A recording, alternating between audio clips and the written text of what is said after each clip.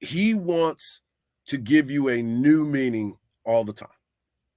There's some things that he'll come out with, and the messaging obsessed. That's the new thing. All gas, no brakes was the first thing. Now, each year he's had something different. But he said something yesterday during the media availability about certain players and what the expectations are and what types of guys that he is going to need during this time.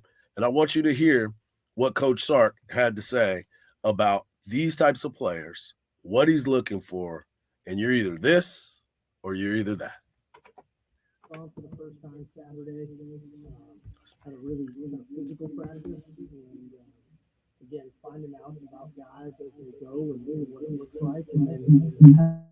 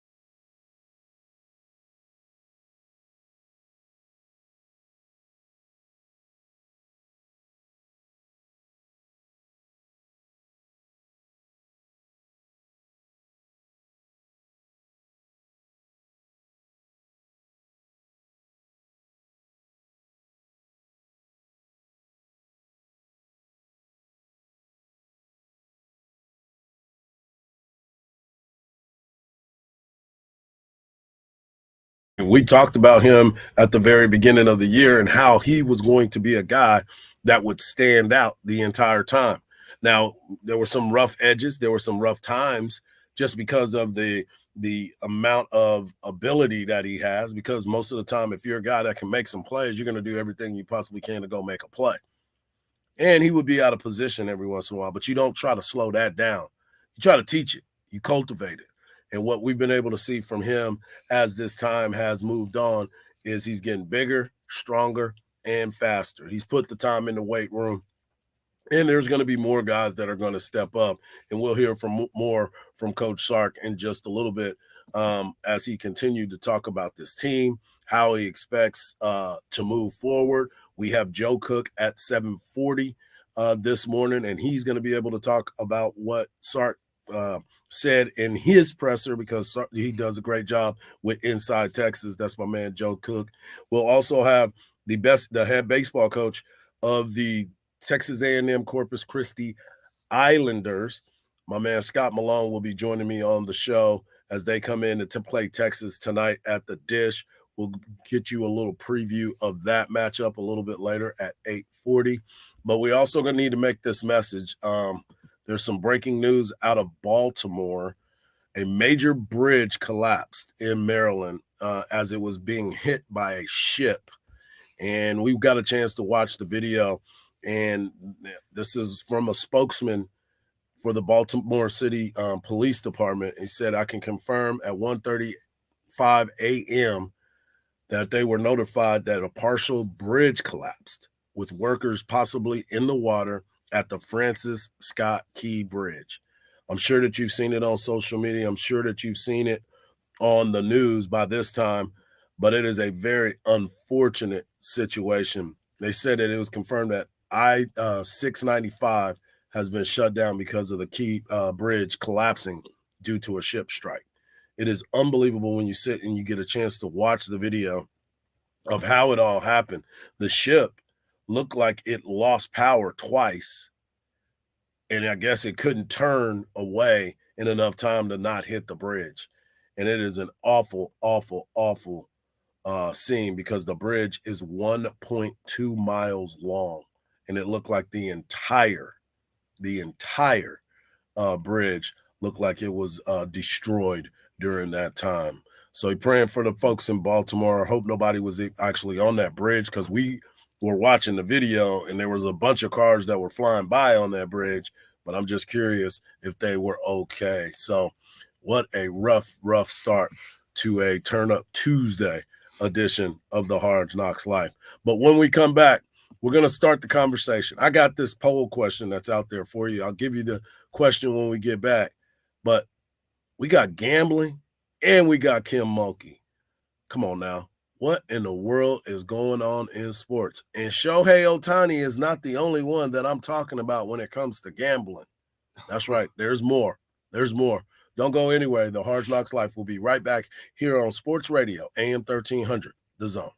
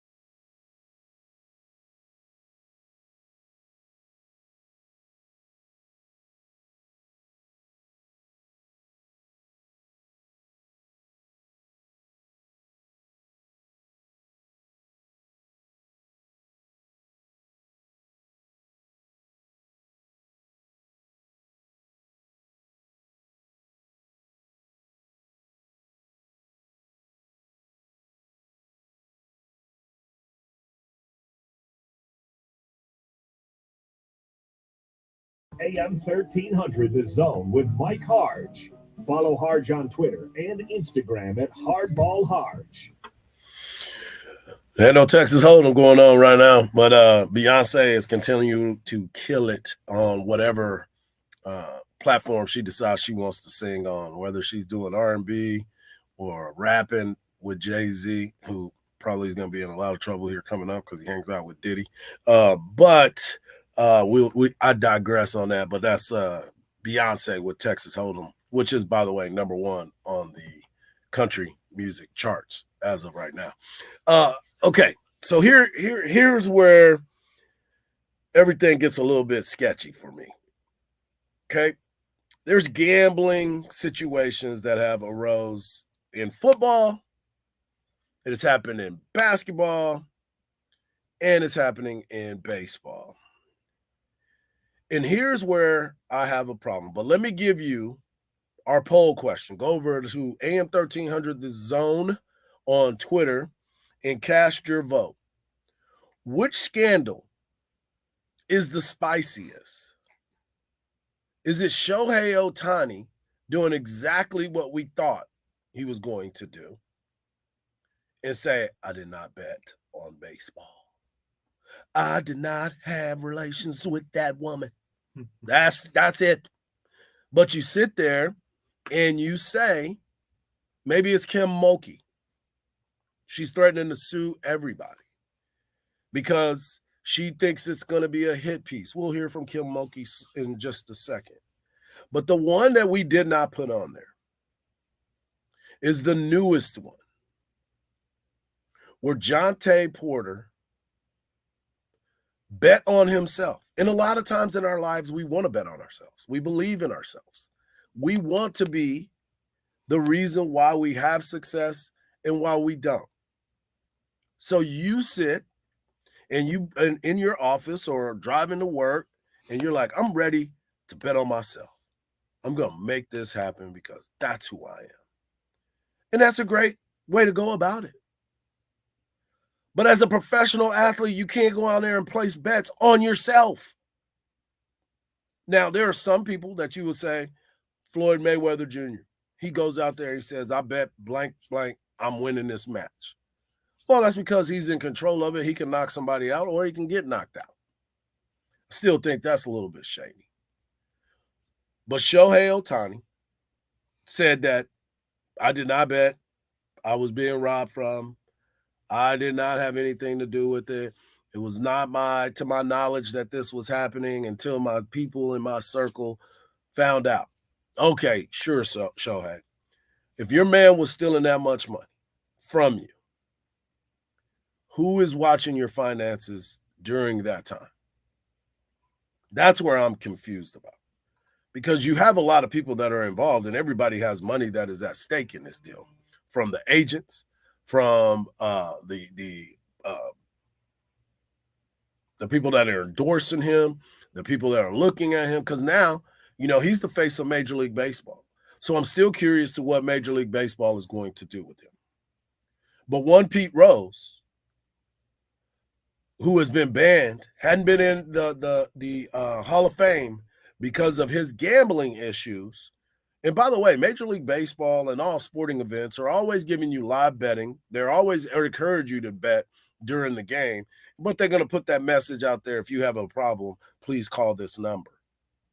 But every second of every sporting event on TV, in the bars, at the restaurants, at the casinos, everything is happening so fast. So they're trying to find a way to take all of your money and have you walking with your pockets empty. But Pete Rose thinks he deserves another chance, and here's why. Well,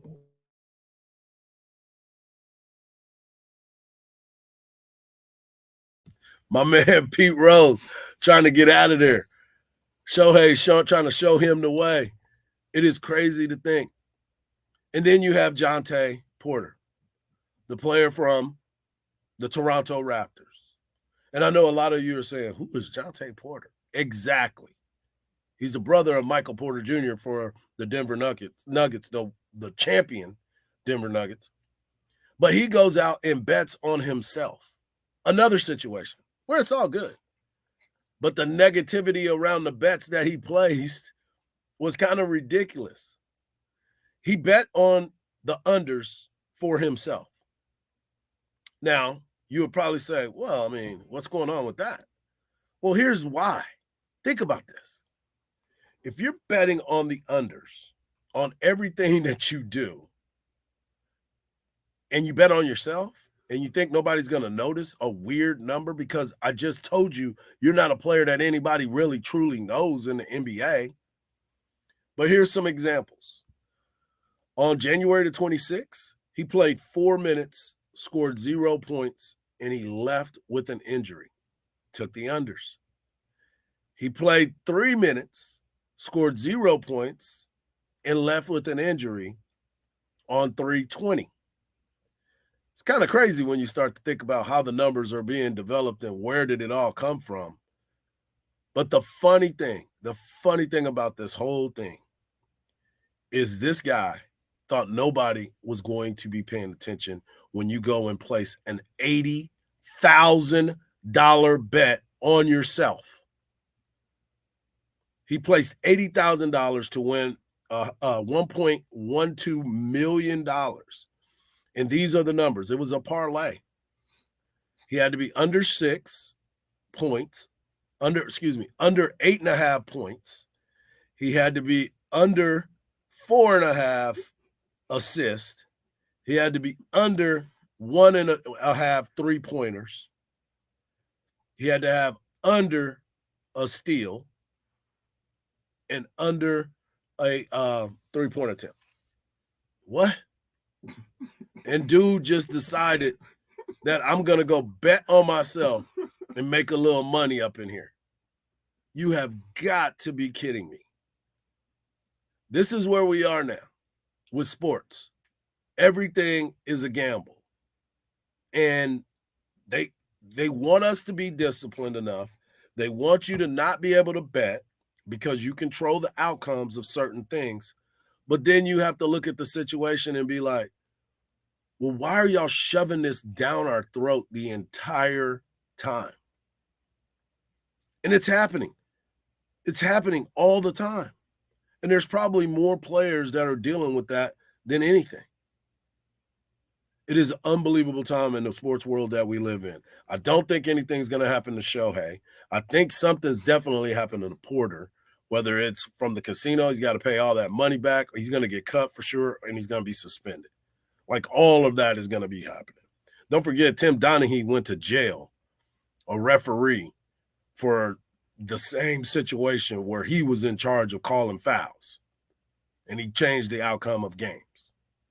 So this is doing the same thing when you start to think about it. It's amazing to me that we are at this point where every day there is a scandal that is happening in the world of sports that has to do with gambling. Now, we know everybody gambles. We get it. That's why they keep building those casinos. Everybody wants parts of the action, but you just can't be the action. So we'll see how this all plays out. I want to talk about Kim Mulkey real quick, and I want you to hear some audio. Kim Mulkey believes that there is going to be a hit piece because there is a rumor that there will be a report coming out from the Washington Post about Kim Mulkey. And if you know anything about salty Kim Mulkey, spicy Kim Mulkey, you already know she's not going to take this one sitting down.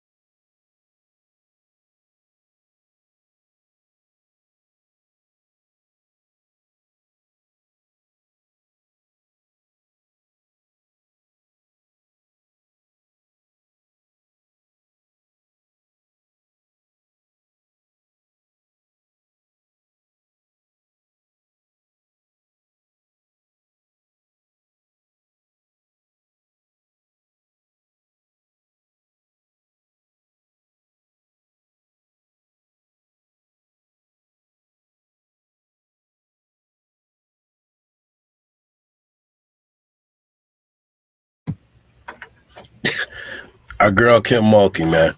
She just really wants you to understand that I've hired the best defamation attorneys that are out there. Now, Kim, you win championships. You've done some somewhat good to certain people. But Kim, everything you do is not golden. And now people are going to ask questions. That's the thing about the internet, man. They'll find things about you. They will search it all out about you. But for her to think that she is kind of above it, I think the Washington Post is ready for the fight. I don't think they would print a story if they didn't have good sources. It could be different. I don't know. That dude may back down. The Washington Post may back down. Maybe Kim will back down. I doubt that. If you know anything about Kim Mulkey, she wants you to fight Angel Reese. She was like, I wish she would have pushed the big girl. But this world of sports that we are living in right now it's the reality show of all reality shows. Because if you just sit back, because people always talk about, I like to go people watch. That's what I like to do. I like to watch people. I like to put in my mind what they're thinking, how they're getting ready to react, what's happening with them, what's going on in that person's life when you're just sitting there watching it.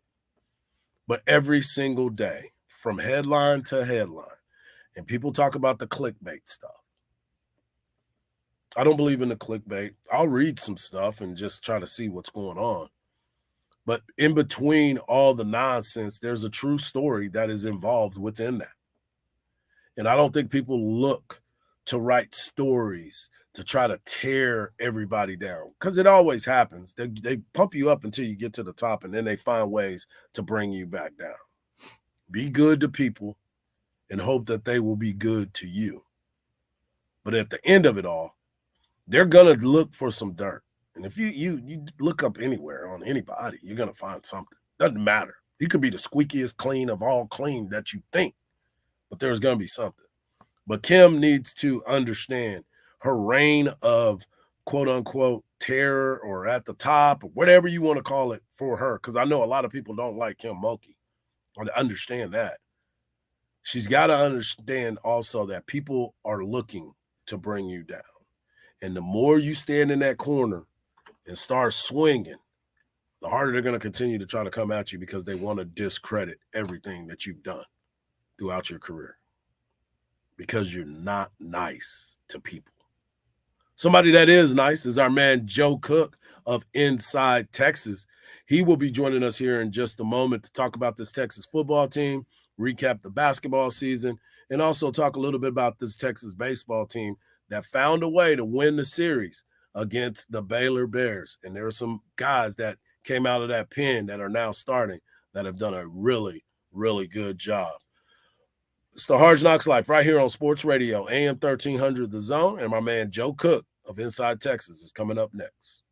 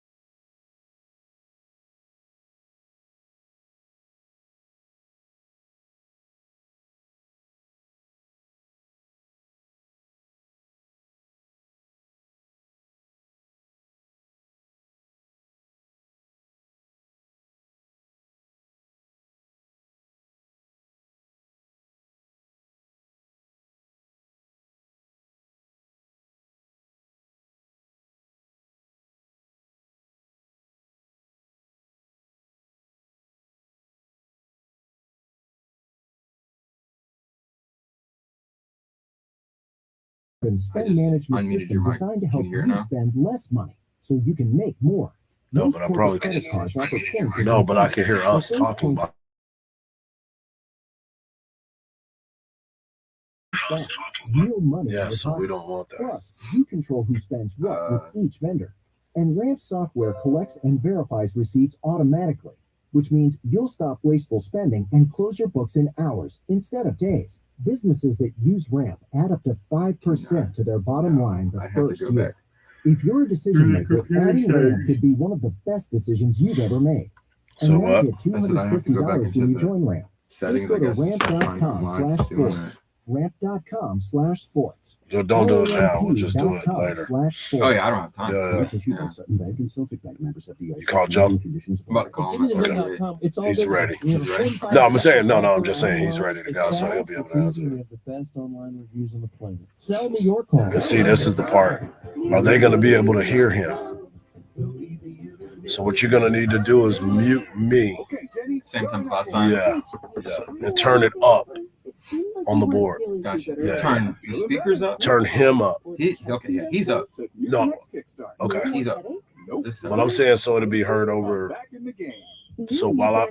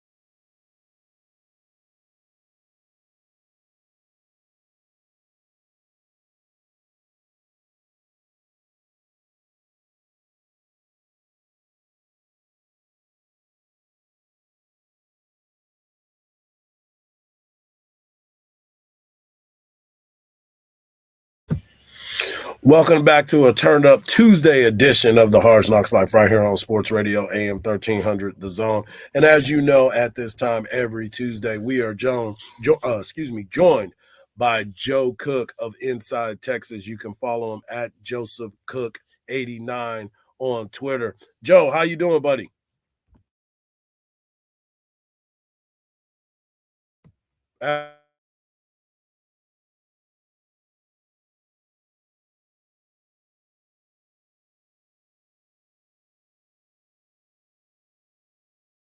Now looking at Sark this week, did he look like he had a different thought process going on, or was he still that same jovial guy?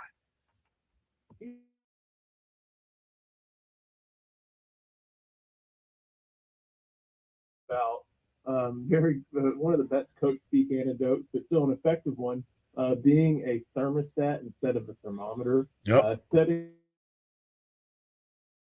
the temperature, I guess.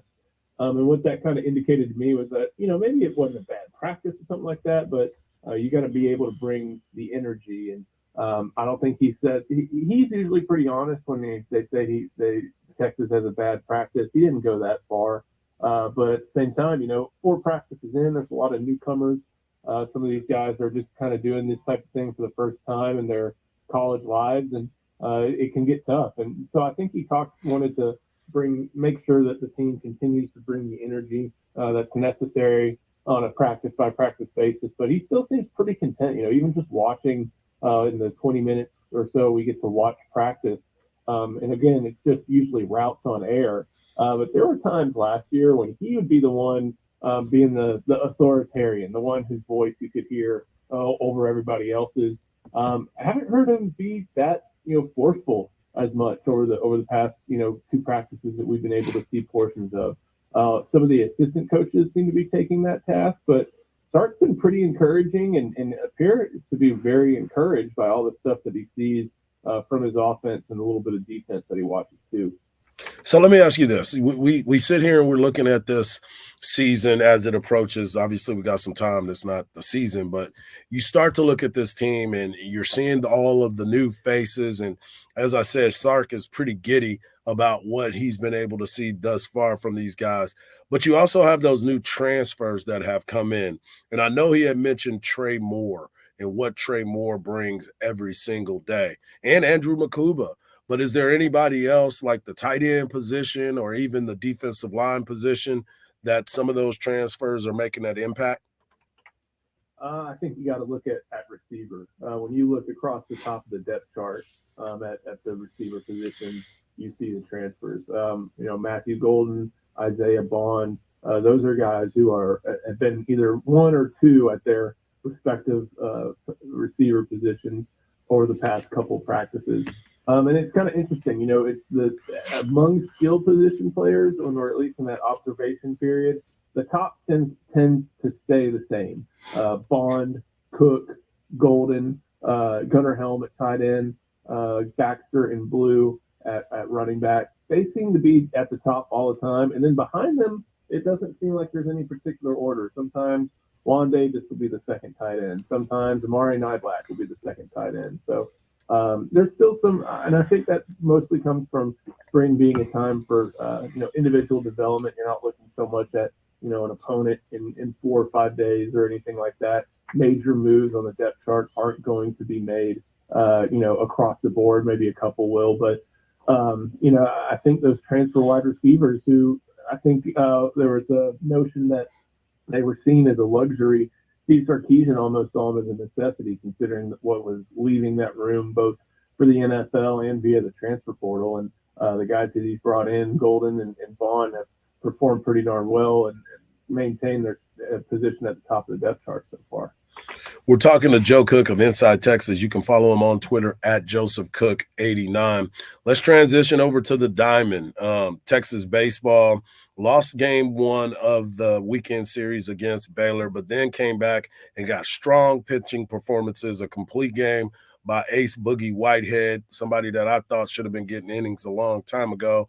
And then, of course, Max Grubbs has kind of cemented himself as that number 3 starter. What was your biggest takeaway from this Texas baseball team this past weekend as defeated Baylor 2-1. Yeah, they took out their Friday night frustration on Saturday and Sunday. It was, a lot of different opportunities squandered in that Friday game that went to 11 innings. I think and then they had the bases loaded, I think 3 times and maybe got one. Yep. So it wasn't even an RBI. So a lot of opportunities they had that went by the wayside that Saturday and Sunday against the Baylor team that, not really expected to be competitive in this league. They took out their frustration. Another great outing from Ace Whitehead.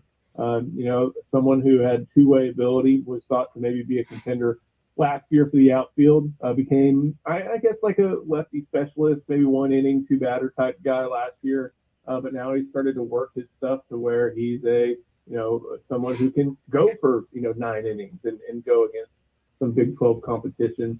Same with Grubbs. Good start there on Sunday to make sure that Texas gets that series. And the team's not perfect. It does have some flaws, undoubtedly, but they've won 2 of 3 in their 2 Big 12 series, and now they'll have a pretty good test.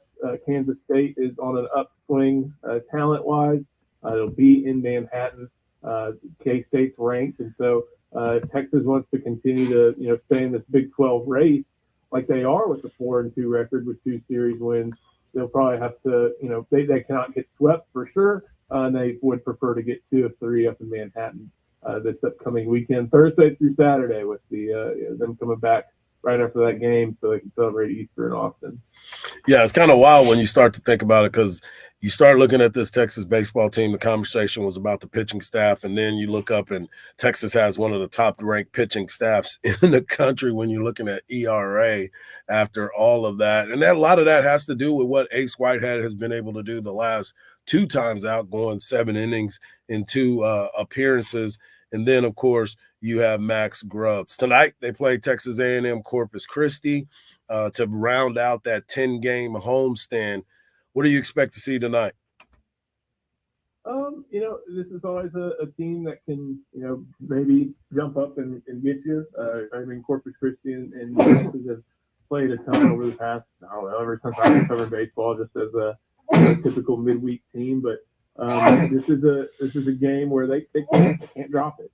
At some point you're going to start factoring in RPI, because with the way this team is played, you're not sure what's going to be next for them. And so if you could be a Big 12 championship contender, you may be battling for a 2-spot in a regional. It's just not clear right now at this point in March with a lot of different series to go. So always win your midweek. Texas has done a pretty darn good job of doing that, at least at home throughout the David Pierce era. They've only dropped 1, and it was on the road at A&M, which won't hurt your RPI, in the slightest when they're a top 10 team. But got to win all your midweeks, and with Texas playing so many of them at home, in fact, pretty much all of them except for that A&M one at home, got to take care of it. Oh, well, there's a Texas State one, but that's a home and away. So basically, take care of business at the dish, because those are hugely important to your NCAA tournament resume, whether that is just about making it, or maybe if that is about hosting a regional come May. And everybody always loves when Texas hosts regionals. There he is, Joe Cook of Inside Texas. Make sure you get over and check him out at Joseph Cook 89. Joe, as always, I appreciate you, brother, and I'll see you at the ballpark tonight. Absolutely. Thank you, Hardge. There he is, Joe Cook, always doing a great job. So make sure you get over and follow him as well. Coming up next, we have we're going to do a little bit more. Max Ballou from Texas baseball gets a big award this week, and they will be playing Texas A&M Corpus Christi. Don't go anywhere. The Hard Knocks Life rolls on right here on Sports Radio, AM 1300, The Zone. It's the Craig Way Show. If Jerry All Jones right, you can turn it down.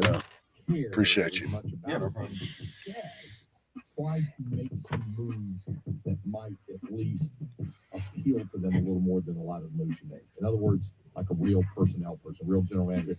Make Will McClay the real general manager. Voice of the Texas Longhorns and Hall of Fame broadcaster. Weekday weekdays from 2 to 5 p.m. on AM 1300 The Zone. Don't miss the iHeart Country Festival at the Moody Center on Saturday, May 4th. Tickets on sale now at iHeartCountryFestival.com.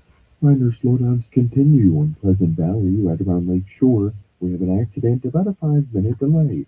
I-35 southbound at Southeast Inner Loop. We have a disabled vehicle now cleared from the main lanes. I'm Ty Holt with a look at Austin area traffic. This report is sponsored by Dell Technologies. To thank you for 40 unforgettable years, Dell Technologies is celebrating with anniversary savings on their most popular tech. Save on select next-gen PCs like the XPS 13 Plus, powered by Intel Core processors and more. Save now at Dell.com/deals. Mike Hardge here, and this is the time of year to enjoy life. So stop letting that pain in your joints keep you from doing what you want to do this spring. You can call QC Kinetics. Do you right record now every 2 weeks? and get the nation's leader in regenerative medicine. I'm talking about long-lasting. You record every 2 weeks? No. No surgery, no drugs. There's no like downtime. set schedule. Pro athletes have been doing this stuff. It depends on whenever they send it to me. So Is available for you. So you can run, climb stairs, and play golf and move again pain-free. Like I said, no pills, no I got all this. This Hold on. is a natural solution. Take action now Did we and not? live your best. No.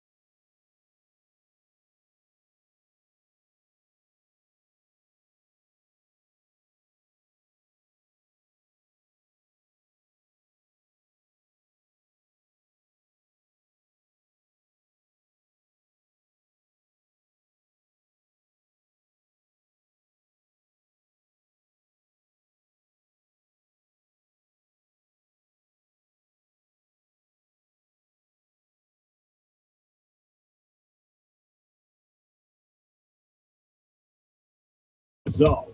Watch the show live on Facebook and YouTube each morning. Now here's Mike Hardball Hardge. Welcome back to the Hard Knocks Life. Great stuff by my man Joe Cook of Inside Texas. Make sure you go follow him as he breaks down Texas football, his crew over there.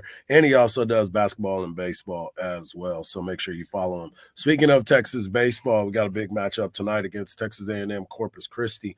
Myself and Craig Way will be on the call tonight, so we're excited about that.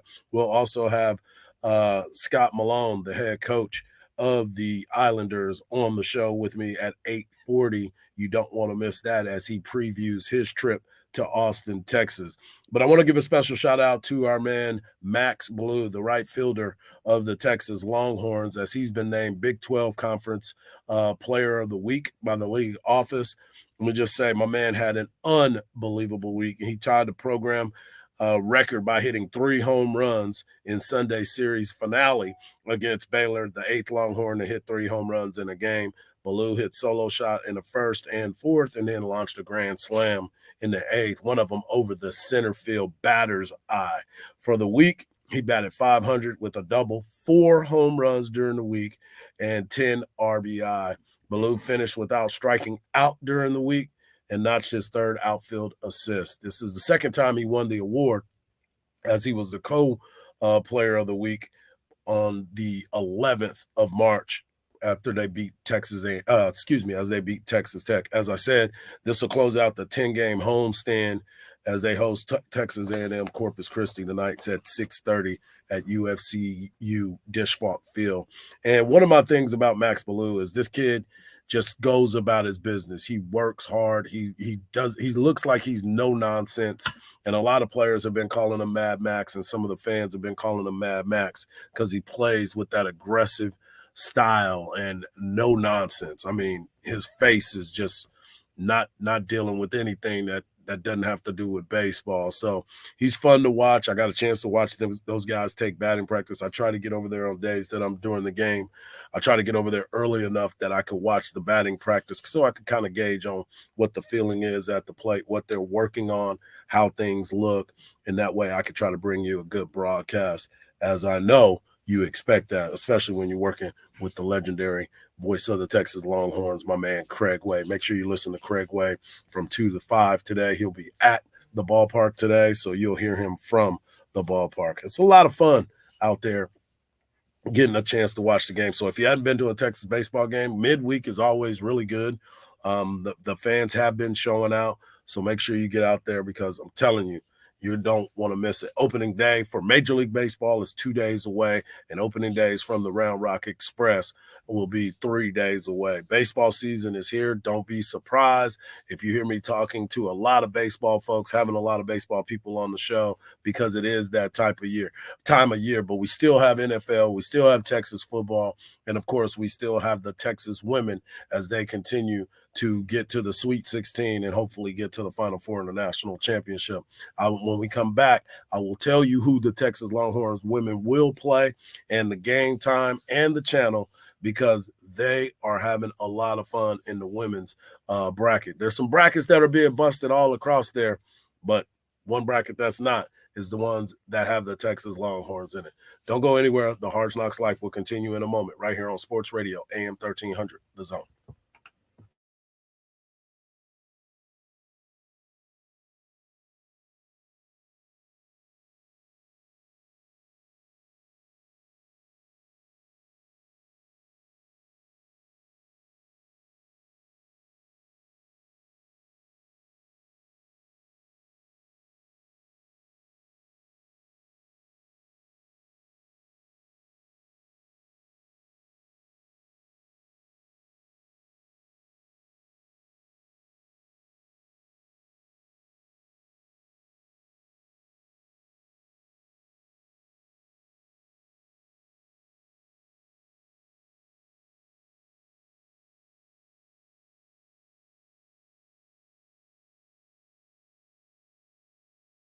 I am Mike Hardge, and I'm glad that y'all decided to wake up with me and enjoy yourselves today. As we started off the show earlier we had some breaking news out of Baltimore. The Francis Scott Key Bridge, which is a mile and 1.2 miles long, got hit by a big rig or something like that, that knocked down the entire bridge. Obviously, this is a real serious situation, and people are all over the place trying to figure out how they can save these people. Just recently, we had a big accident in Kyle with a bunch of kids that ended up getting hurt as a bus rolled over. I know it was out of their control, so please, please, please be careful out there and think about those that are losing their lives in these situations, because I mean, you're driving a car in that situation over that bridge. You have no idea that it's collapsing as you're driving. You know, we had earthquakes back in the day in California where people were driving on the Golden Gate Bridge and things happen. So be careful out there, be safe, and just be thankful. Be thankful. I wanted to talk a little bit about Texas women. The Texas women and their tip time has been announced. Their opponent will be Gonzaga. They won yesterday over Utah, and the game will be Friday, March 29th, 9 p.m. Central Time. 9 p.m. So take a nap, folks, if you plan on staying up to watch these ladies play. And I don't blame you if you need to take a nap. And I don't blame you if you're staying up to watch these ladies play, because they play some really good basketball. And this will be one of the featured games on ESPN this Friday at 9 p.m. They will take on the Gonzaga Bulldogs. It seems like this will be, I believe, my man Danny Davis of the Austin American Statesman, who we will have tomorrow at 8:17. I believe he posted that this is the first time that the Texas women and the Gonzaga women, this is the first time that they've ever played each other. So that's an interesting spin to their opportunity to get there. So I wonder how Coach Vic, obviously we watched a lot of that game last night, or I did, and I'm sure Coach Vic watched all of that game as they wanted to break down their opponent and see exactly how they run their offense, because one team is they scout a lot, and that's the Texas women's basketball team. All coaches scout, but they do an extensive job and a very impressive job, because those ladies go out and execute what they're being asked to do. But yeah, so that matchup will be this Friday, 9 p.m. Central Time on ESPN, as they take on the Gonzaga Bulldogs. I wanted to continue the conversation a little bit about what's going on with the Dallas Cowboys. The Dallas Cowboys still haven't done anything in free agency, and Jerry Jones was literally, I know everybody saw the picture of Jerry Jones was scribbling on a notepad like he was actually taking notes. And then they looked at the notepad. They zoomed in on the notepad, and all it was straight scribble. Wasn't words, wasn't drawings. It was just scribbling. So I'm really, really confused. And what even confuses me even more is one Mike McCarthy, where he is sitting there at the meetings, the coaches' meetings that are going on, the annual coaches' meeting, and Mike McCarthy is trying to explain why the Dallas Cowboys decided they're going to take it easy in free agency.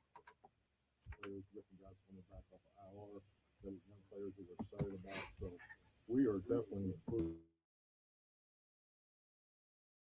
Is that what Cowboys fans can hang out?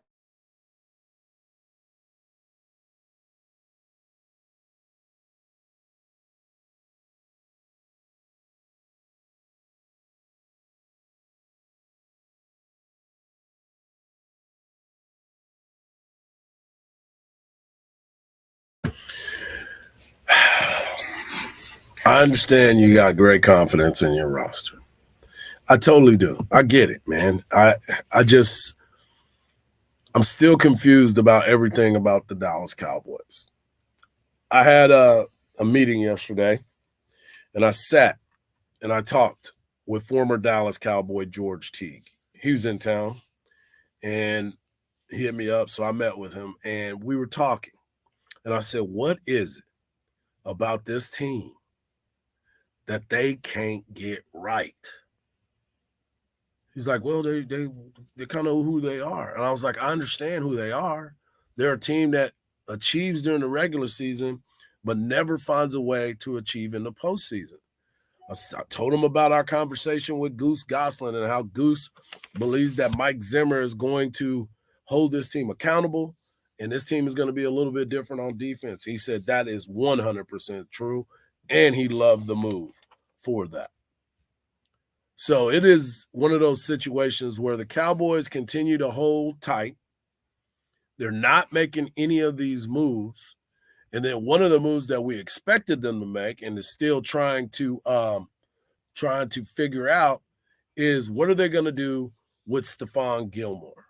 I saw Stephon Gilmore talking with Deion Sanders, and I'll get into Deion Sanders tomorrow. We're going to have a whole thing on Deion and how he's talking about some certain things. But, you try to figure out how you're going to get the back end. There's a lot of talented players that are coming back for the Cowboys. Stephon's one of them that might come back, but some of these other DBs have kind of stepped up and makes it him a little bit more expendable. Shoulder injuries that kind of holding up things for dynasty, but everybody right now can't see that. I can't comment on what anyone else thinks. I just know we think a whole lot of Stephon, obviously. And us re-signing Jay Lewis, and of course having Biggie coming off that injury. I mean, there's another really good.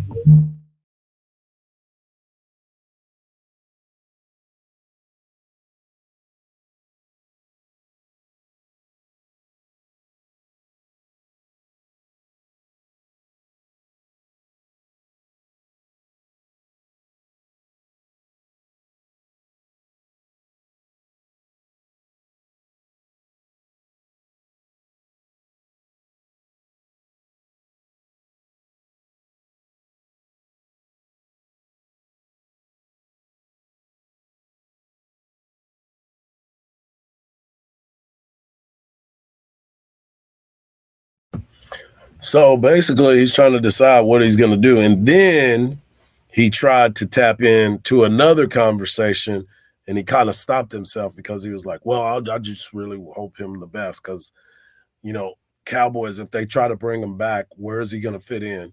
Are you going to keep a guy on the roster that you possibly don't need? He played well last year. Don't get it twisted. I would love to have him back, but where are you going to spend your money? The Cowboys need to figure out. They call themselves cap boy, cap boy, cap boy. So how is our cap in a place to where you're not benefiting? And the simple fact of the reason that the NFL calendar year, they've already added more money to you. Your salary cap was even expanded, and the Cowboys still haven't done anything yet. So if we're sitting here and trying to be optimistic about what the Cowboys are, I don't know exactly who they are anymore. Yes, there is some talent. They put up good numbers. They've done some things positive. But the playoffs, are you built for the playoffs? Or are you just like Kentucky? We're talking about we're built for it, and then we get to the playoffs, and then you're one and done. Just doesn't make sense. And there's some adjustments that need to be made if you're going to really be that contender. Because how do you go from being all in to now being very fiscal in what you're trying to do to get to that level? Jonathan Hankins signed a silly deal with somebody else.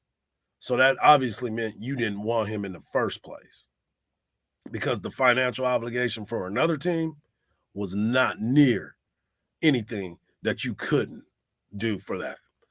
We got to stop the run and find a way to do so. Coming up next, we're going to talk about the defensive line. That's right, of the Texas Longhorns and who's standing out.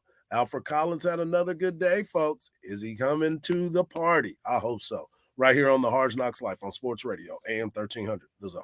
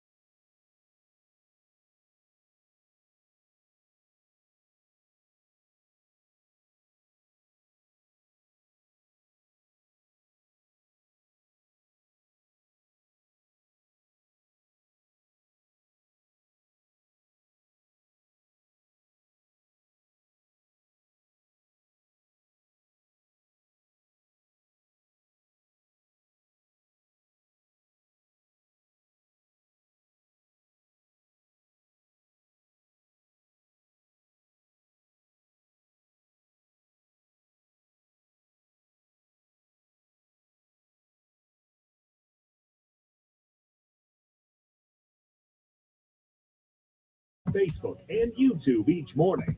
Now here's Mike Hardball Hardge. Welcome back to the Hard Knocks Live right here on Sports Radio AM 1300 The Zone. Coming up next in the next segment, we'll have the head coach of the Texas A&M Corpus Christi Islanders, Scott Malone, as they make their trip to the UFCU Disch-Falk Field today as they take on the Texas Longhorns. So Scott will be joining us and give us a preview of his team and let us know what he thinks about the University of Texas baseball team. They always have a great matchup when they play each other. I wanted to continue the conversation about this Texas football team. Obviously, we had Joe Cook on in the last hour, and if you missed any part of the show, go to the iHeart Radio podcast page or wherever you get your podcasts and make sure that you go back and listen to it because it was a great conversation. And he and I were talking about Coach Sark and how excited he was last week to get back on the field. And then this week, it seemed like the energy was still the same, but he wasn't as enthusiastic when it came to it. Nothing bad. It was just, there's times it's like the first day of school. Everybody's all excited. And second day of school, everybody's like, I'm ready for summer again. I don't want to be here again. So you just work your way through that. But there was a lot of conversation that was being had when you start to look at this team and what it's all about. So when Sark was asked about some of these other players that have come to the university, we talked about some of the transfers, but on that defensive line, edge rushing has been a big, big deal for this program, and who's going to be the guy that's going to create a lot of sacks and put pressure on the quarterback. And one name that keeps popping up is the transfer from UTSA, Trey Moore. And Trey Moore seems to keep having this chip on his shoulder that Sark kind of really likes. Well, his work ethic, you can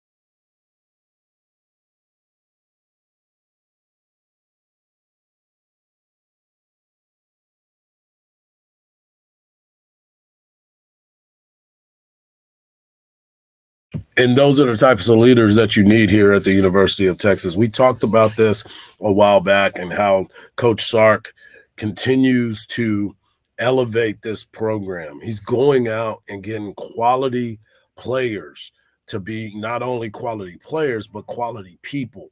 The leadership of it. He's just not going and grabbing guys that are in the portal. What can you bring to our program to help us elevate ourselves? And not only elevate ourselves, elevate you with the development. And number two, develop those guys that are behind you that you will have an opportunity to lead in this upcoming season. So I've been really impressed with what we've heard about Trey Moore and what he's been able to do. But another thing Sark talked about, we talked about that obsession and being obsessed about wanting to win and get back to that championship model and being in the college football playoffs really drives the success of a program. Well, then you start to say, how hungry is this Texas football team?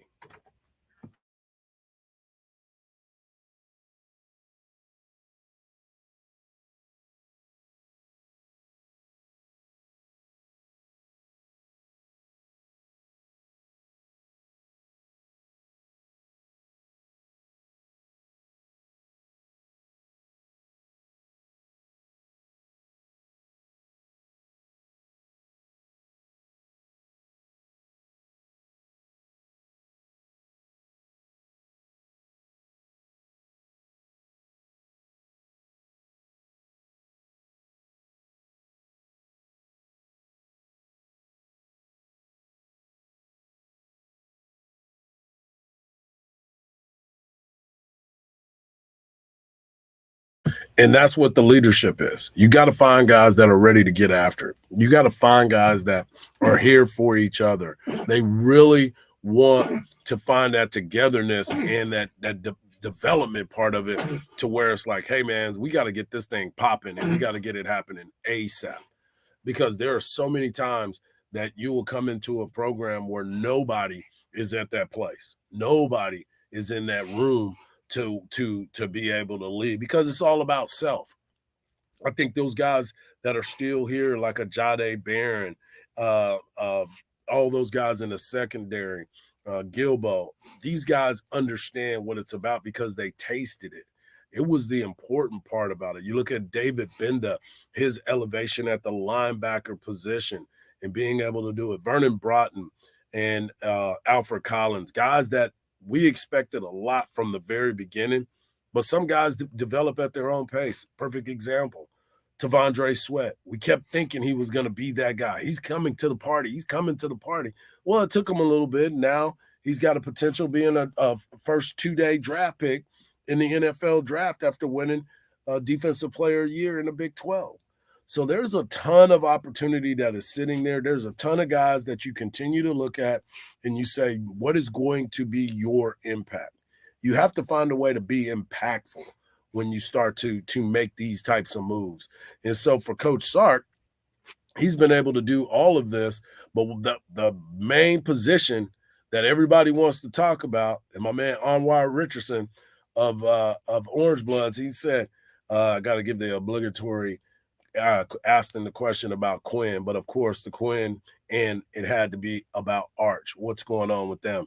And so Sark talked about how Quinn and Arch are developing. Really well. You know, I think you can.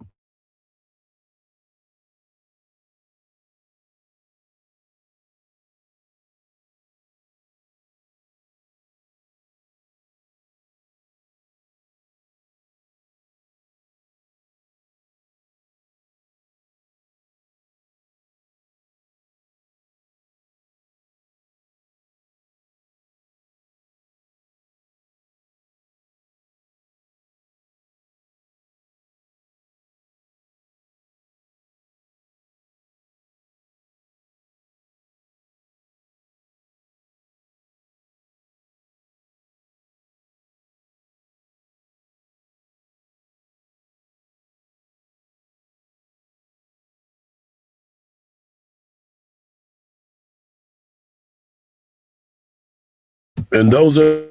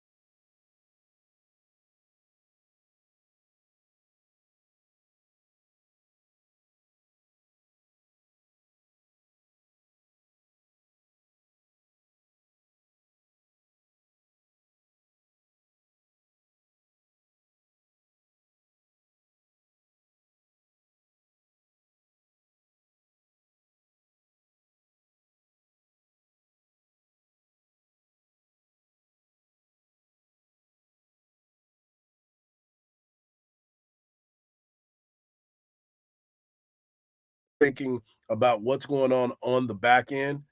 He's the guy that can do the leadership. He can play multiple positions. He's been in a championship game. He came in from Clemson, but he's a kid right here, Austin LBJ. Coach Fenner used to coach him. I'm sure Coach Fenner is happy as all get out to have an LBJ kid playing at the University of Texas while he's been working here. It's been an impressive run for this young man, and Sark has noticed what he's been able to do since he's been here.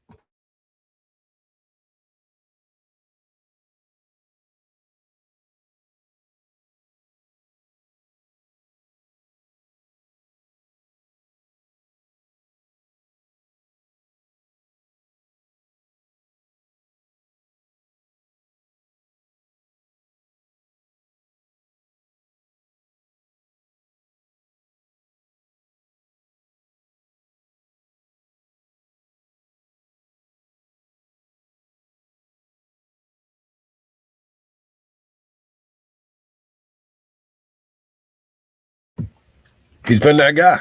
That's what you expected from him. That's what I expected. He was one of the main guys in the transfer portal that I said Texas better not lose out on. They should not have lost out on Andrew Makuba, a kid from here, who I just said his coach is on the staff at the University of Texas. And Texas didn't. And I think him being back here, being around Austin, Texas, having this opportunity to finish out his career in his home city, kind of like what Dylan DeSue was trying to do.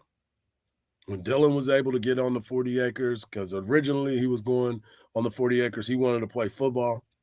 Well, then he developed, got tall, became a basketball player, did the things that he was able to do. But you sit there now and you're looking at Andrew Makuba being the guy in the back end. I think he's going to be a bigger improvement than what we saw from Jalen Catalon. I know a lot of people were in love with Catalon, but his injury history played a role in the fact that he wasn't as effective when he got here. And it's changed a lot. But from what I get to see every single day from Andrew Makuba and the development in which he's been able to show, the leadership that he's been able to bring, it's a good thing. And I'm glad Sark is recognizing that as well. He knew what he was getting when he got that guy. He knew he was going to get a talented guy that's able to move in the back end, come down and make tackles in the short space, but also go out and cover people down the field. That's what Texas has been lacking. And he can run too. So that's the other thing. Before we get ready to have our conversation with the head baseball coach from Texas A&M Corpus Christi, the Islanders, I want you to go to clip number 28, because I want you to hear about the cornerback depth, because this is something that Texas has been working on, and they're finding different players all the time. I know we probably label like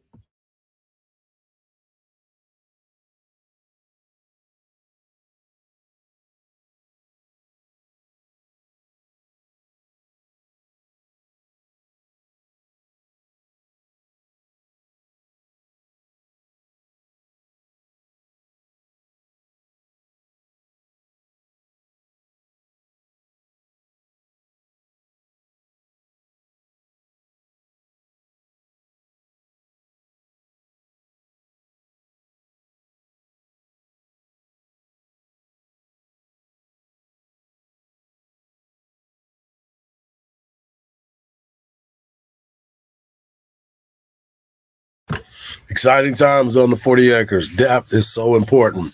And now Coach Sark has been able to recruit well, get transfers in, and create depth that the University of Texas hadn't seen in a very, very long time. Coming up next, we've got the Islanders of Texas A&M Corpus Christi head coach Scott Malone, a friend of mine, that will be joining us to talk about his team as they get ready to take on the Texas Longhorns, if they have a 2-game winning streak as they defeated Incarnate Word in their last 2 games out of the Southland Conference. Don't go anywhere.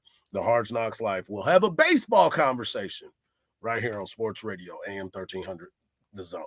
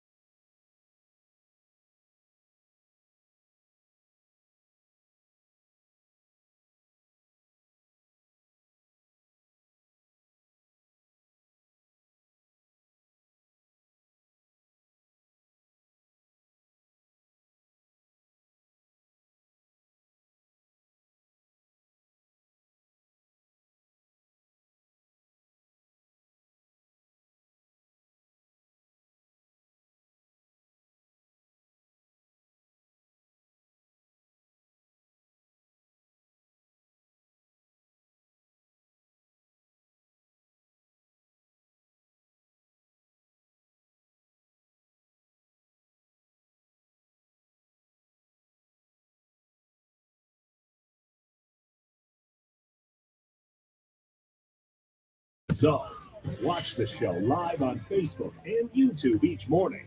Now here's Mike Hardball Hardge. That's right. It's hardball time. That's right. That's why we're going to go down to Corpus Christi, Texas, where we have been joined by the head coach of the Texas A&M Corpus Christi Islanders, my good friend Scott Malone. What's up, Scotty? I'm doing great, man. I'm doing great. I'm excited to have you on today, not only because you guys are coming up to take on the Texas Longhorns, but it's been a moment since we had an opportunity to catch up. I plan on coming down and talking to you before the game, but give everybody a background on your Texas A&M Corpus Christi Islanders. Oh, shoot, man. We're jumping right in. You know, I was just kind of looking at numbers and trying to see. I was trying to see where there's a dent, you know, in the armor for the Longhorns, and I'm not sure there is one. Let's start there. And I flipped it over on our page and just trying to look and see what we do well. And, you know, Mike, I think it's going to be we have a chance to be entertaining. We can run. We got some guys that can hit a little bit, and we get a lineup that can run. And just looking at the numbers, man, like we're going to chase some doubles tonight. We're going to chase some triples tonight. We're out tripling our opponents 12-3. You know, we got some guys. If we can hit some balls in the gap to put some pressure on the Horns, and we're going to run the bases. You know, we're 43 of 57 stealing bases, which is probably way more than anybody in our league, anybody in the Big 12. We're going to play a faster style of baseball, and I guess I should say we're going to try. First. No. And that's the truth. And, you know, Scott, I'm glad you brought that up because you're an old school type of guy. You've been around the game for a very, very long time. You've been Southwest Conference batting champion. You've done some really good things in baseball. And for me, I'm always looking at some of these teams and I'm trying to figure out why you don't hit and run more, why you don't bunt guys over, why you're not playing the game the way it used to be played. And I know I'm not the get off your lawn guy. I totally understand how game is being played now. Guys are bigger, stronger, and faster. But the running game seems to be one of those that has been kind of stymied a little bit. But I'm glad to hear you say that you like to run and the fact that you like to hit the ball in the gap and go get it. Well, shoot, man, like I'd love to tell you all the guys on my team are 6'4", 220. You know, we just don't have a club like that. And you know, you talking about that, you know, maybe a chink in our armor a little bit, Mike, is we don't slug, man. You know, we don't hit the ball off the wall. We don't hit the ball a mile over the fence. And when I peek at those Longhorn stats, you know, they're doubles. They're 60-40 better than their opponent. Home runs are a full double, 46-23. You know, they've lapped their opponents. Like, you know, if there's people thinking about buying a whatever it is, $6, $8, $10 ticket, man, these guys are good. You know, they've got 175 RBIs. Their opponents have 100. Like, these guys can hit, you know, and that's going to be the challenge for us tonight.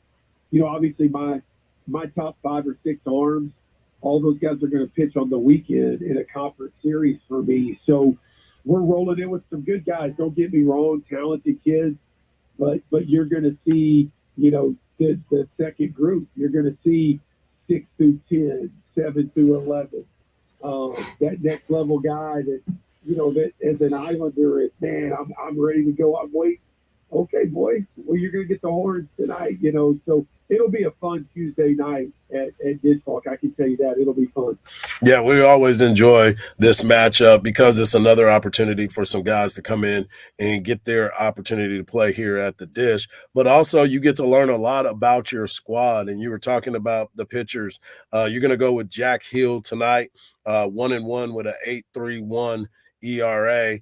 And for me, those types of moments are encouraging builders. You know, you can get out there and you can go and see exactly how you match up. And that could be something that could be a stepping stone to something else, right?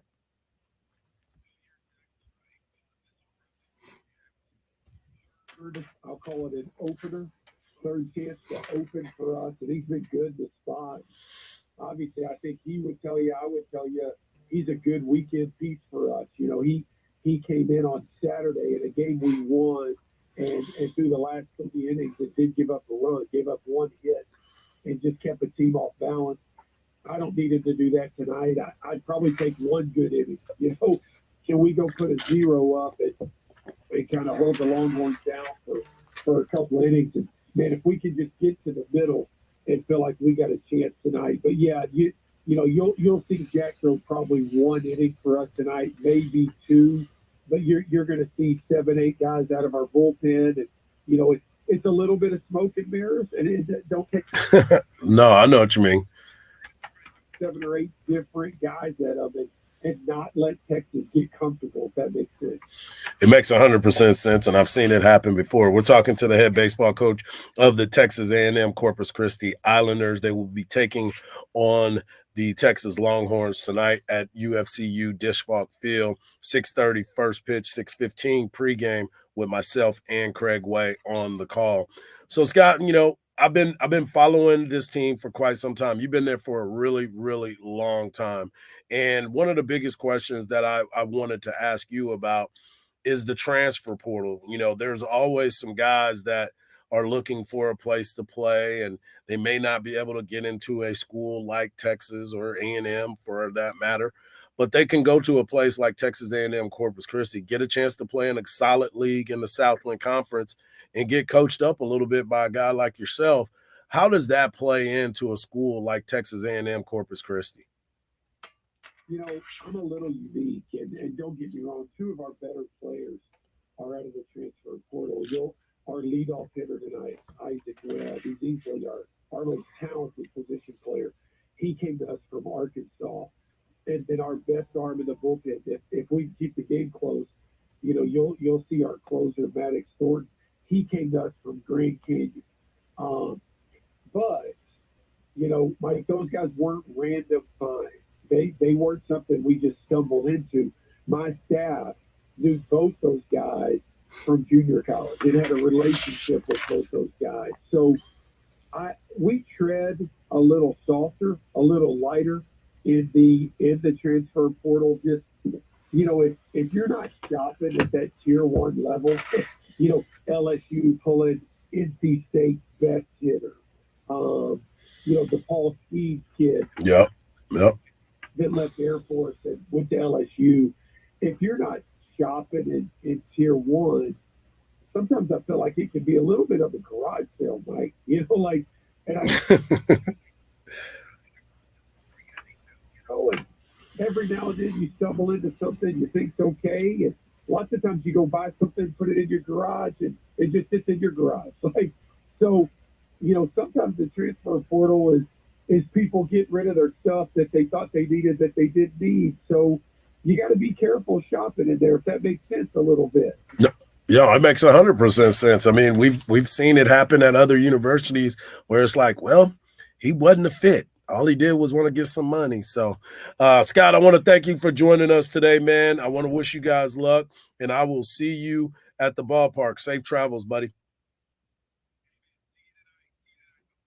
No doubt, no doubt. There he is, the head baseball coach of Texas A&M Corpus Christi, the Islanders, as they take on the Texas Longhorns tonight. 6:30 first pitch right here on Sports Radio AM 1300, The Zone. When we come back, we'll close out the show and give you the results of our poll question, because it looks like Kim Mulkey and Shohei Ohtani have got some issues. Don't go anywhere. The Hard Knocks Life on Sports Radio, AM 1300. The Zone will be right back. Sports Radio AM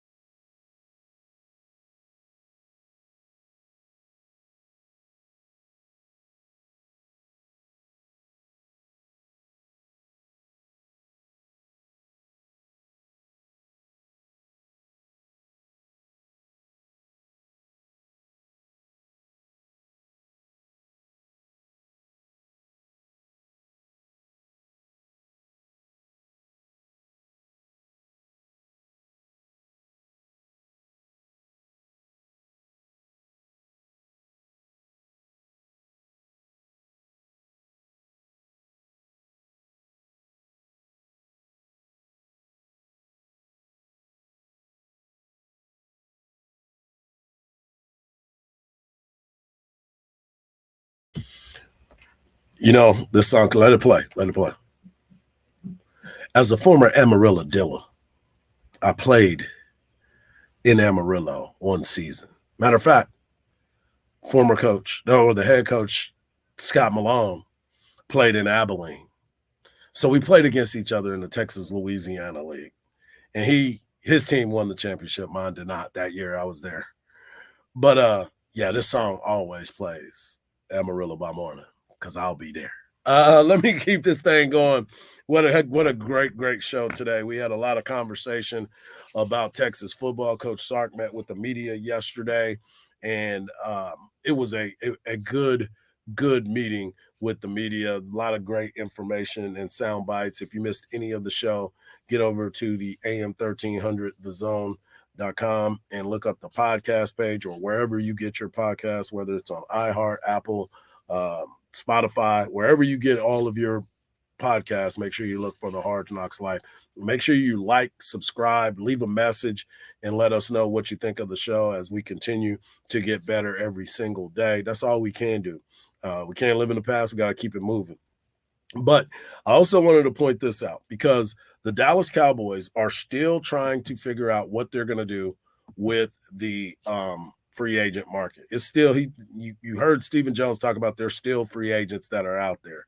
I don't know what he is actually talking about when he thinks that people are going to sit there and wait and believe in what he's saying when it comes to waiting on the movement by everybody. No, I don't know about that, but we shall see how this all plays out. I want to thank Scott Malone for jumping on with us and give us a preview of the Islanders as they take on the Texas Longhorns tonight, 6:30 first pitch, 6:15 pregame right here on Sports Radio AM 1300 The Zone. Craig Way, the voice of the Texas Longhorns, and myself will be on the call, so we're really excited about that. And we also know that the Texas women will play Gonzaga this Friday on ESPN, Friday night, 9 p.m.